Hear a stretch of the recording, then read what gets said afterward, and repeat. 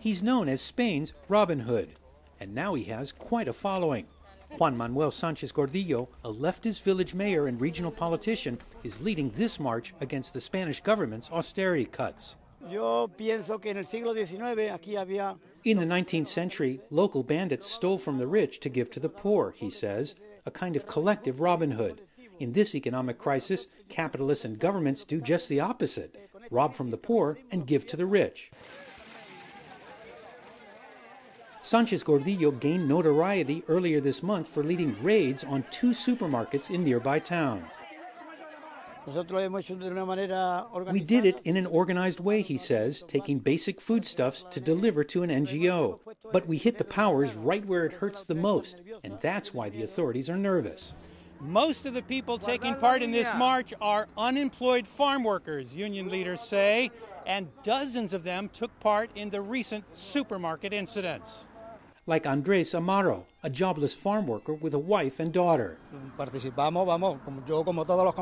took part, like the others, in a symbolic protest against the crisis we are suffering, above all the working class. He and 6 others were arrested at a supermarket. They're charged with robbery. Sánchez Gordillo has political immunity. The conservative government blasted him for flouting the law, but he says these are desperate times. The jobless rate in Spain is more than 24%, but here in southern Andalusia, it's 33%. For months, there have been large protests across Spain against the cutbacks and tax hikes that the government says are needed to reduce the deficit and revive the economy.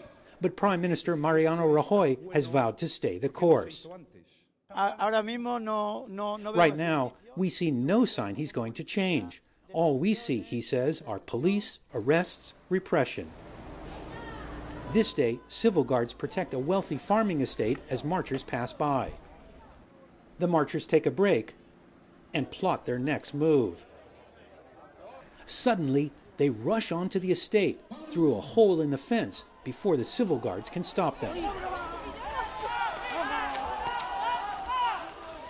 The protesters hope to keep the pressure on the authorities with what they say are a series of symbolic actions, like occupying this land.